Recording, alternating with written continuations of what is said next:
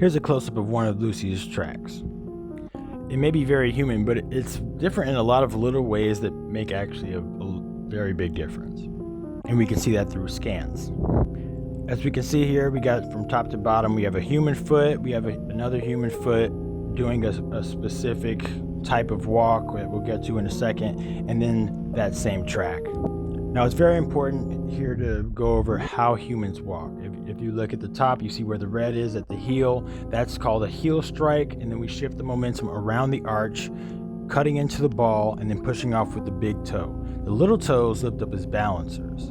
And we can see that clearly here. You see the momentum shift around the arch, cut into the ball, and push off with the big toe, as opposed to a chimpanzee, gorilla, orangutan, or any other living ape today has a momentum trajectory that pretty much goes straight through. As you can see with Lucy at the bottom, it's a completely different walk. It indicates a much more flatter lay down of the foot. And as you can see, where the least amount of color is, like the most amount of black is, that's where the ankle is. So up top, you can see that our ankle is much further to the back, like towards the heel.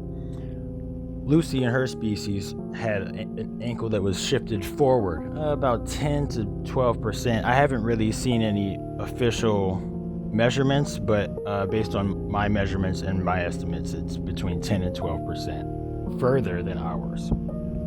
But all the shifting of momentum that we have actually creates a lot of torque in our joints that we don't need.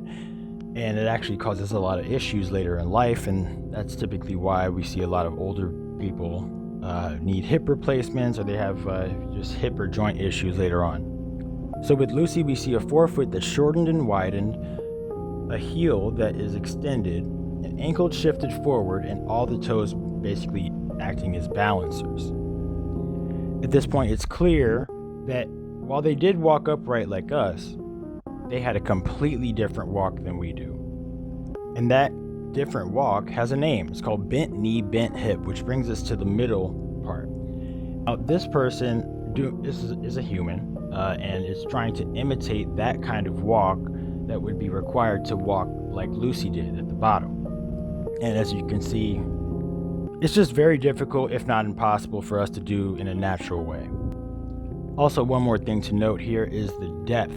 You can see the profile in the impression of the medium, or whatever you're walking in, the medium, be it clay or ash or soil or whatever. And Lucy's is maybe twice as deep as ours. And this indicates that she was heavier.